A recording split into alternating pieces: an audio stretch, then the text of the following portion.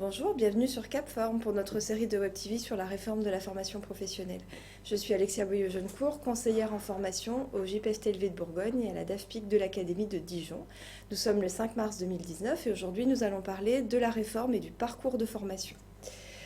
Alors, un des postulats de la loi pour la liberté de choisir son avenir professionnel est le pari qui est fait dans l'autonomie de la personne avec des dispositifs à la main directe des individus comme le CPF qui est monétisé, comme toute la réforme de l'alternance. Donc on veut faciliter l'accès à la formation professionnelle en considérant que l'individu va être lui-même acteur de la construction de son parcours de formation et plus globalement de son parcours professionnel.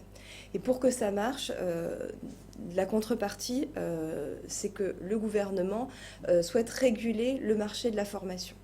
Donc comment réguler le marché de la formation? Il y a plusieurs possibilités. Ce qui a été choisi en 2014, c'est essentiellement une régulation par la qualité. Et là, la loi Avenir professionnel ne va pas changer la donne, elle va plutôt accélérer cette logique de régulation par la qualité.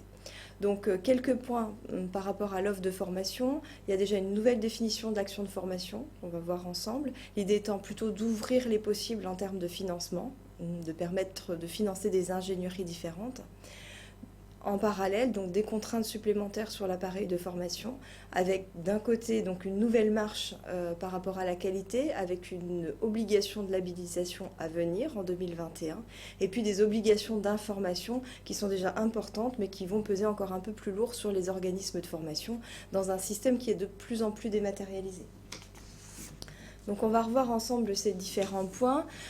Déjà, première chose, comment on définit juridiquement une action de formation, je devrais plutôt dire un parcours de formation. Donc traditionnellement, une action de formation, c'est trois choses. Des objectifs qui sont posés par le Code du travail, une catégorie d'actions, le Code du travail listait jusqu'à présent 13 catégories d'actions de formation, et puis des modalités de déroulement, une certaine matérialité. Alors, il n'y a pas de remise en cause de ces critères, mais chacun est un peu retravaillé à la lumière de cette réforme.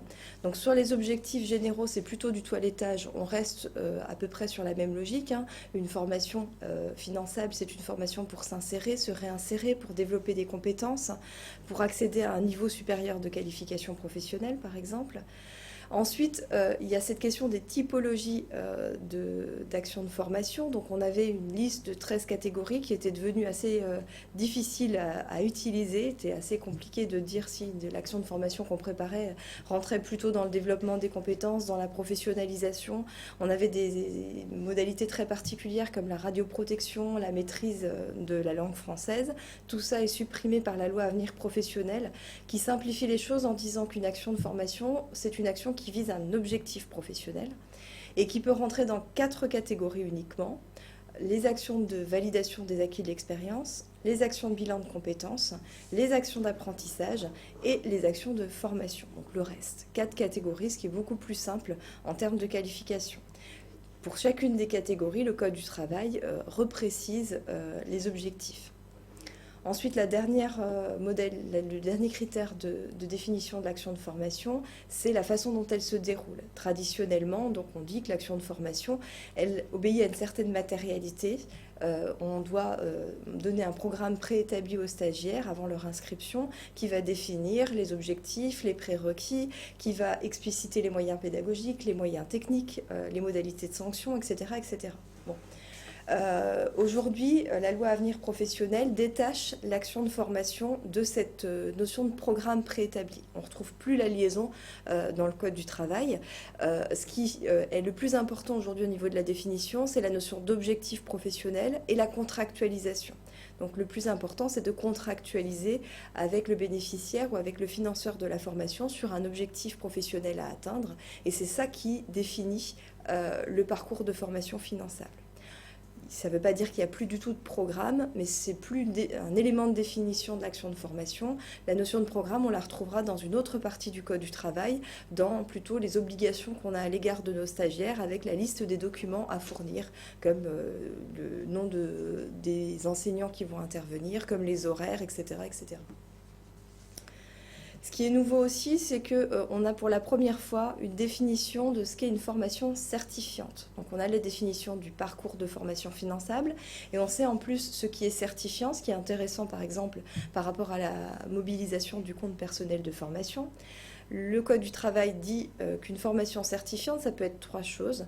Une formation qui débouche sur une certification qui est enregistrée au répertoire national de la certification professionnelle, le RNCP, ou une formation qui est enregistrée au répertoire spécifique. Le répertoire spécifique vient remplacer l'inventaire complémentaire qui recense des certifications transversales. Troisième possibilité, une formation certifiante, c'est une formation qui va déboucher sur la reconnaissance d'un ou plusieurs blocs de compétences. Donc on va avoir à terme un toilettage du portail qui est le portail RNCP, puisque un des gros volets de la loi, c'est un volet de retravail autour de la certification professionnelle, avec des logiques d'enregistrement différentes.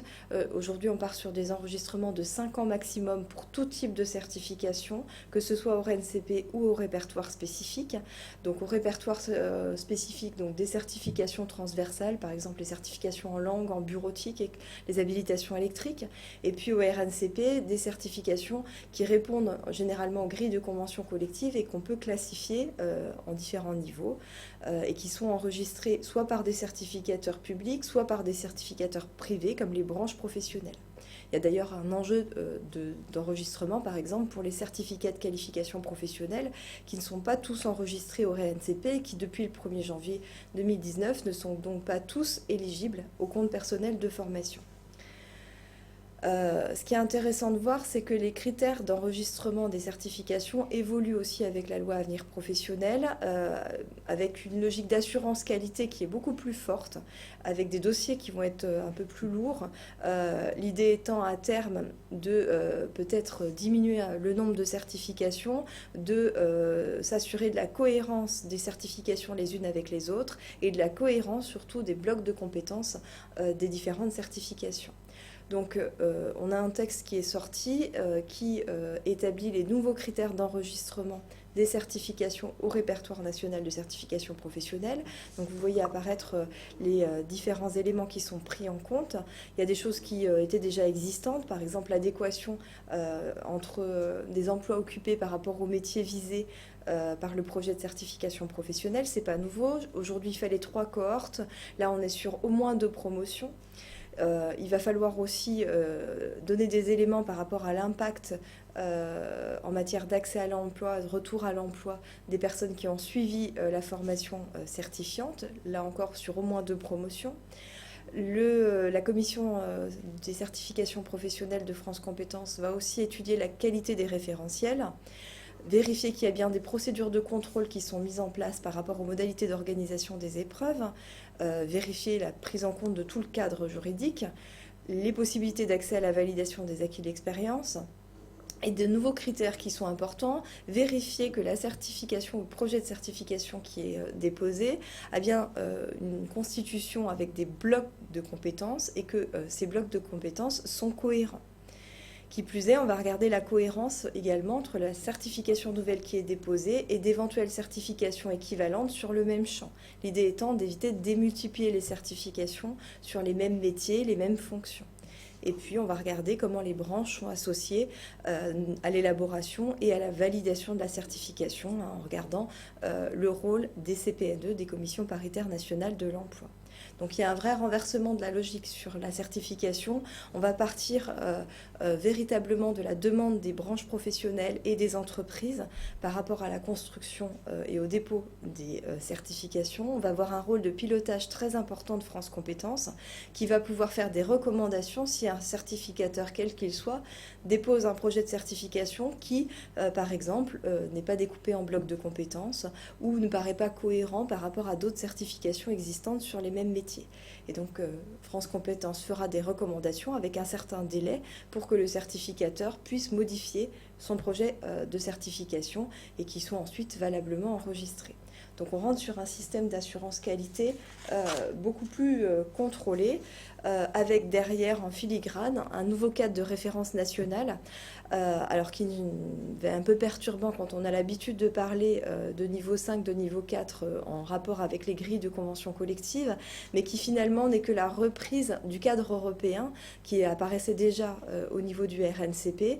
Donc on ne va plus parler du niveau 5 pour le BEP ou pour le CAP, mais on doit parler du niveau 3, ce qui était jusqu'à présent le niveau européen qu'on utilisait peu, même s'il était affiché sur les fiches RNCP.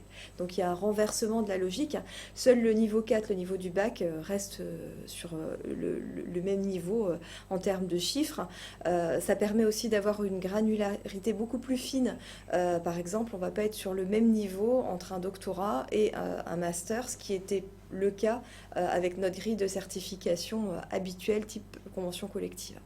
Donc ça, il faut le prendre en compte également, et les nouvelles certifications vont être enregistrées sur ce nouveau cadre national des certifications professionnelles.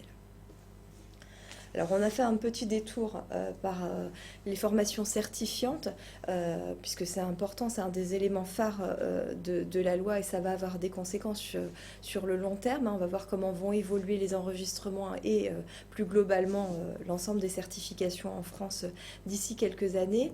On va revenir maintenant sur plutôt les modalités pédagogiques et sur l'ingénierie autour du parcours de formation.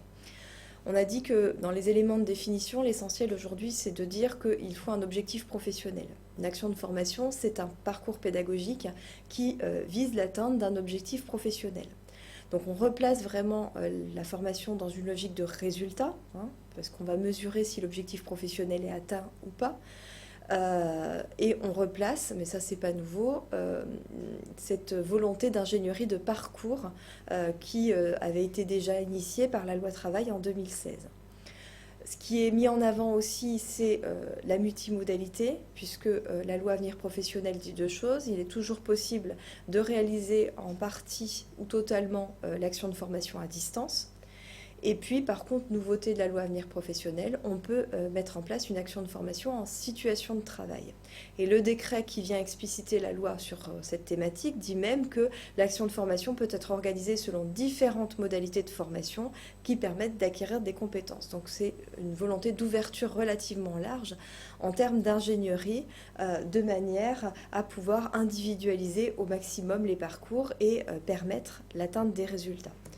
Si on essaye de schématiser le parcours, on pourrait le faire de cette façon-là, avec un positionnement qui reste très important puisqu'on est vraiment dans une logique d'individualisation, avec des séquences de formation, alors là qui sont mises de façon aléatoire dans le schéma, mais des séquences de formation qui pourront être en présentiel, à distance, de nouveau en présentiel, ou commencer par des formations à distance, des séquences de formation qui pourront être en situation de travail, avec des critères particuliers à remplir, et puis on pourrait même ajouter une bulle supplémentaire avec de la mise en situation pratique en entreprise, le stage classique que l'on connaît.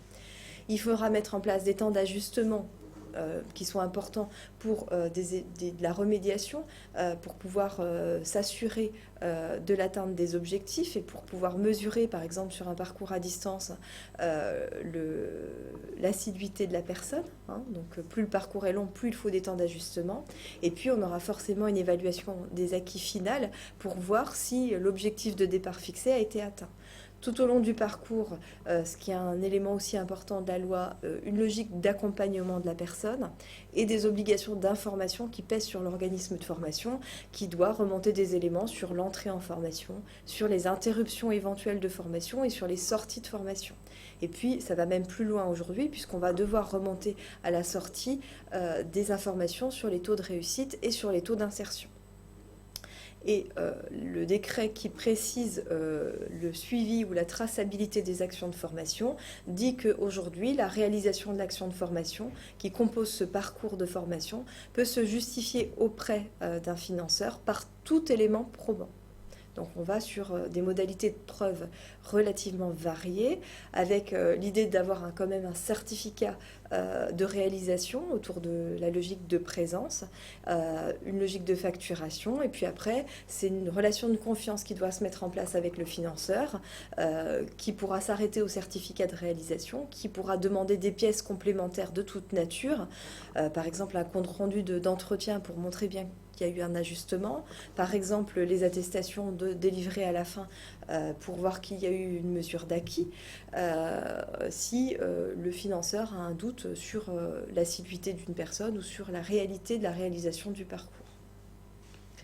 Alors, ce qu'il faut noter, c'est qu'il y a quand même, au niveau juridique, une explicitation particulière sur la mise en place d'un parcours dès lors que ce parcours est totalement ou partiellement à distance ou en formation en situation de travail. Donc, le texte a précisé ces deux éléments. Alors, il y a peu de choses nouvelles sur le parcours en formation ouverte et à distance. C'est simplement une réécriture du Code du travail. On avait plusieurs articles différents sur le suivi de la FOAD. Là, on n'en a plus qu'un qui simplifie la lecture. Ce qui est important, c'est que dès lors qu'on met en place un parcours qui est au moins partiellement à distance, il faut ménager une assistance technique et pédagogique pour accompagner le bénéficiaire. Il faut donner bien sûr ces informations-là au bénéficiaire, dire qui est l'assistant technique, sous quel délai on peut le solliciter. Même chose pour le suivi pédagogique. Il faut donner une information claire sur les activités pédagogiques qui sont à effectuer à distance, donc lesquelles, avec quels objectifs, et puis donner une durée moyenne de réalisation. Donc, si la personne a 2 modules à réaliser, les titres des modules, les objectifs de chacun des modules, les grands traits du contenu, et puis la durée estimée, qui peut être une durée en fourchette horaire. Et puis, il faut prévoir des évaluations qui vont soit jalonner le parcours si le parcours est relativement long, soit en tout cas conclure le parcours en donnant des éléments sur l'atteinte des objectifs. Donc ça, c'est pour la formation à distance. Autre point qui était attendu, c'est le volet réglementaire sur l'action de formation en situation de travail. C'est important parce que dans le langage courant, on parle de formation en situation de travail comme de formation sur le tas, comme de tutorat, comme de formation en entreprise. Or, en fait, il y a un cadre juridique très précis de l'action de formation en situation de travail. Ce n'est pas un stage en entreprise classique, ce n'est pas une formation sur le tas, ce n'est pas du tutorat. C'est bien quelque chose de particulier, c'est une modalité pédagogique nouvelle, particulière, qui peut s'ajouter à d'autres, qui peut être la seule utilisée, mais il faut préserver un certain nombre d'éléments et il y aura des justificatifs à donner par rapport à ça. Alors le texte nous dit plusieurs choses. Tout d'abord, il faut nécessairement pouvoir analyser une activité de travail et éventuellement l'adapter à des fins pédagogiques. C'est-à-dire qu'il faut partir de la situation de travail et en extraire une mise en situation qui est suffisamment apprenante. Par exemple, on ne pourra pas utiliser une activité qui est dangereuse et qui, du coup, ne serait pas pédagogique. On ne pourra pas utiliser une situation de travail qui est trop répétitive et qui ne permettra pas une progression pédagogique. Donc, il faut vraiment partir de la situation et puis faire ressortir la mise en situation pédagogique. Ensuite, il faut un formateur qui va exercer une fonction tutorale et qui va être là pour accompagner le stagiaire ou les stagiaires sur tout le déroulé du parcours en formation en situation de travail. Et puis, il y a un temps qui est essentiel, c'est qu'il ne faut pas qu'il n'y ait que de la mise en situation sur poste, il faut aussi qu'il y ait des temps en dehors du poste de travail, il faut qu'il y ait des phases d'analyse réflexive où en fait on va faire un pas de côté à la personne ou aux personnes pour qu'elles puissent observer comment elles ont réagi pendant la mise en situation de travail, qu'est-ce qui a été fait et qui est cohérent par rapport au référentiel, qu'est-ce qui est par exemple à retravailler, qu'est-ce qui a été acquis, qu'est-ce qui est encore à acquérir. Donc voilà, mesurer les écarts entre les attendus, les réalisations, les acquis. Donc vraiment un pas de côté qui doit systématiquement être fait pour qu'on puisse considérer qu'on est bien dans une action de formation en situation de travail. Et puis, dernier élément, il faut bien sûr des évaluations spécifiques à ce type de méthodologie, avec des jalons, si la durée de l'action de formation en situation de travail est relativement longue, ou s'il y en a plusieurs dans le cadre du parcours, et puis une évaluation finale qui va permettre de voir quels sont les objectifs professionnels atteints et qu'est-ce qui a été acquis grâce à la mise en situation de travail. Donc on est vraiment sur quelque chose de particulier avec une traçabilité et un suivi pédagogique qui est propre à l'action de formation en situation de travail. Vous avez des éléments très intéressants dans le rapport de l'ANACT avec des exemples qui permettent de voir comment on part d'une mise en situation et comment peuvent être mises en place les phases d'analyse réflexive. Alors ça, c'est toute la définition du parcours de formation. Après, on va dire qu'on est plutôt dans une logique d'ouverture vis-à-vis de l'appareil de formation par rapport à ce volet-là. Après, à côté de l'ouverture, il y a aussi un volet un peu plus contrainte qui va passer par la logique de régulation qualité. Donc, pas de nouveauté dans le sens où en 2014 ce choix avait déjà été fait, mais il y a une vraie évolution de la terminologie. En 2014, ce qui est dit par le texte, c'est que chaque financeur doit vérifier quand il finance une action de formation que l'organisme de formation avec lequel il travaille est en capacité de délivrer une prestation de qualité. Et on a eu en 2015 un décret qui nous donnait des indicateurs pour définir ce qu'est une prestation de qualité, avec finalement des choses différentes qui se sont mises en place. D'un côté, les marchés publics qui ont repris le décret qualité dans les cahiers des charges, que ce soit la région, Pôle emploi ou la GFIP. De l'autre, les organismes paritaires collecteurs agréés, les OPCA, qui sont regroupés pour travailler sur des indicateurs communs et qui ont mis en place un entrepôt de données qui s'appelle le Datadoc pour que les organismes de formation viennent enregistrer des éléments de preuve par rapport aux critères du décret qualité. Et puis, à côté, on avait un système parallèle avec des listes, une liste élaborée au niveau national par le CNEFOP, une liste de labels, d'agréments qualité, comme l'ISO par exemple, comme le label EduForm. L'idée était que si le label ou l'agrément figurait sur cette liste nationale, il y avait une forme de présomption que l'organisme détenteur du label était en capacité d'organiser des formations de qualité. Et donc, il y avait des formalités allégées, par exemple, sur le Datadoc. Alors, finalement, beaucoup de travail pour les organismes de formation, un vrai sursaut qualité qui a été salué par le gouvernement, mais un problème de lisibilité. C'est-à-dire qu'aujourd'hui, pour un individu, dire réellement ce qu'est une formation de qualité, c'est compliqué. Se repérer entre ce qui vient d'un cahier des charges de marché public, ce que veut dire le Datadoc, ce que veut dire le label EduForm ou ISO, etc., c'est pas forcément significatif pour un salarié ou pour un demandeur d'emploi. Donc le gouvernement a souhaité, dans la loi Avenir professionnel, renverser un petit peu la logique pour vraiment un souci de transparence et de lisibilité. Et donc aujourd'hui, la formule qui est dans la loi, ce n'est plus on vérifie la capacité du prestataire à dispenser une formation de qualité, mais on vérifie que l'organisme que l'on va financer est certifié. Donc on rentre dans une logique obligatoire de labellisation qualité, avec bien sûr un temps de transition pour se mettre en conformité. On aura jusqu'au 1er janvier 2021 pour toute la sphère classique des organismes de formation, une déclaration d'activité, et jusqu'au 1er janvier 2022 pour les CFA qui sont déjà existants. Alors la question est de savoir sur quoi va s'appuyer cette labellisation. Elle va s'appuyer sur un référentiel national commun qui était attendu au 1er janvier, qui n'est pas sorti officiellement pour l'instant. Alors on a un projet de décret qualité qui a été discuté au Conseil d'administration de France Compétences, dont je vais parler un petit peu, mais ça reste un projet de décret. A priori, le décret sortira au milieu du mois d'avril. Il sera beaucoup plus précis que l'ancien décret qualité. Déjà, il va y avoir un critère supplémentaire. Ensuite, non seulement on aura des critères, mais on aura des indicateurs sur chacun des critères et on aura des éléments précis pour les modalités de contrôle, pour les modalités d'audit.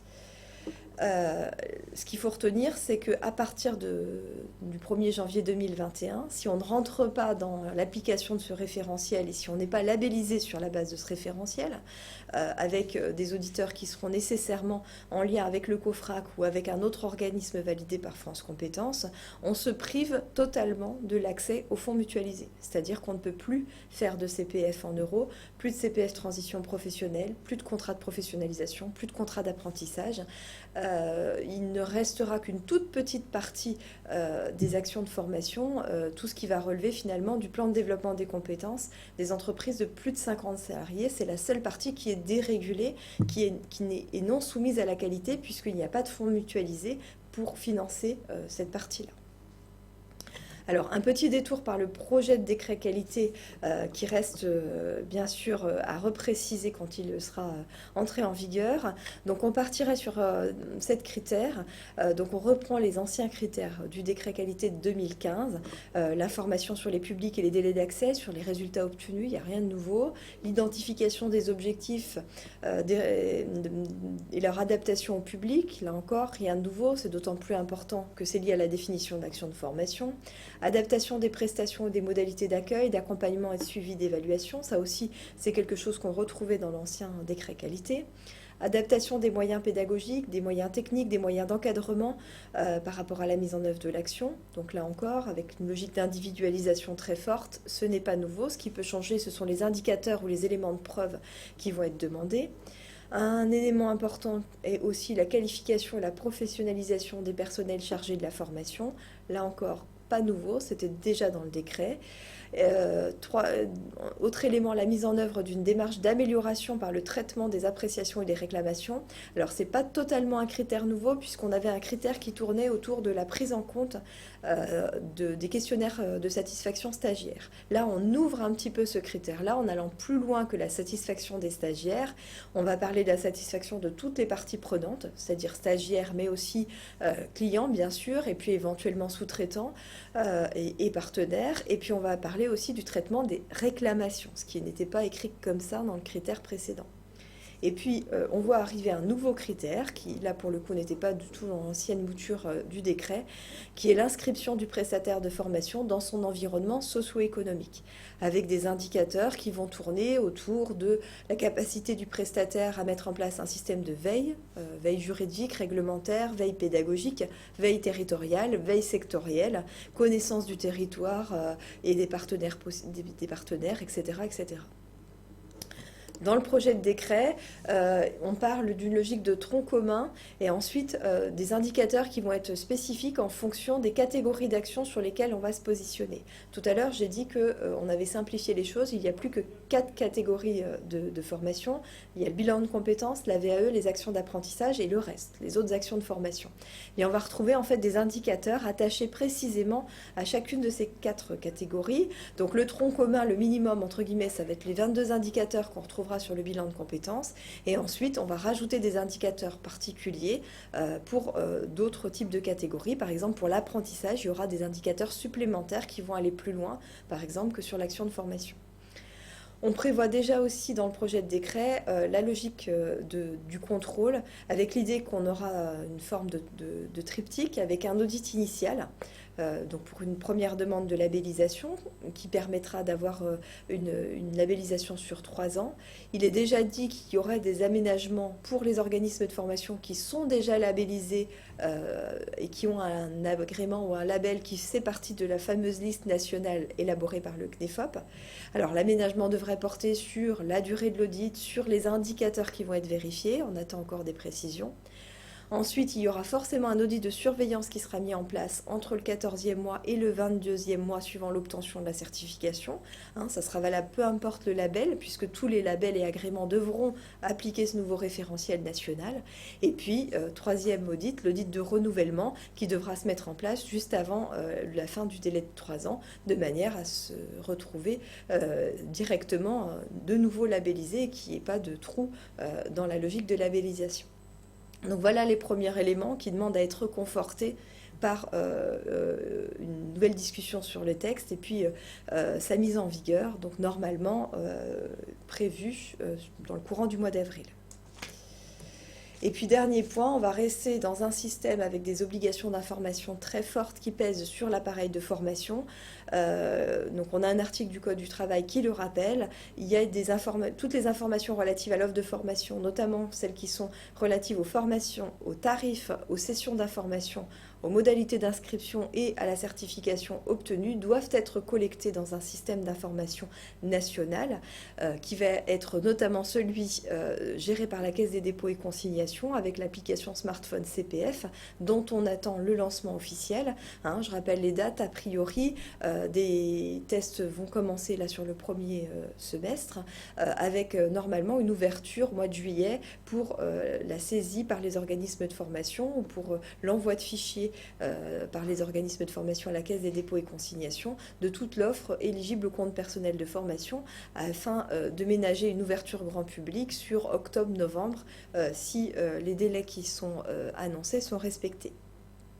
Donc on est vraiment dans une logique de dématérialisation très importante, de digitalisation importante de la formation. D'ailleurs, il y a un rapport intéressant sur cette question-là de l'IGAS sur la transformation digitale de la formation. On voit qu'on est vraiment dans une évolution depuis déjà plusieurs années sur ce volet-là, qui s'accroît encore avec la loi Avenir professionnel, avec toutes les obligations de traçabilité qui pèsent ensuite sur l'organisme de formation et qui vont être intégrées dans les process qualité qui vont se mettre en place. Donc encore beaucoup de chantiers à mener pour les organismes de formation. Si on devait conclure, on a une apparence de travail autour de la simplification de l'accès à la formation, autour d'une logique de Big Bang, de choc de la simplification. Il faut bien se dire que ce choc de la simplification qui est souhaité, il est surtout au bénéfice des bénéficiaires de la formation, donc des individus, des entreprises, mais que la conséquence, c'est qu'il faut que les personnes les plus en capacité d'absorber la complexité le fassent, c'est-à-dire qui est en capacité d'absorber la complexité, plutôt les professionnels de la formation, donc par exemple les organismes de formation. Donc c'est comme si on déportait en fait la complexité des bénéficiaires vers les organismes de formation. D'où les éléments qu'il va falloir mettre en place en termes de process et d'organisation autour de la qualité, autour du suivi des parcours de formation, autour de la dématérialisation. Donc on a encore des chantiers intéressants et des défis à mener avec quand même un délai de transition important puisque au moins sur le versus qualité, on a jusqu'au 1er janvier 2021. Donc je vous remercie pour votre écoute. Je reste à votre disposition si vous avez des questions sur cette notion de parcours de formation. Et je vous dis sinon à bientôt pour d'autres Web TV sur la réforme de la formation professionnelle.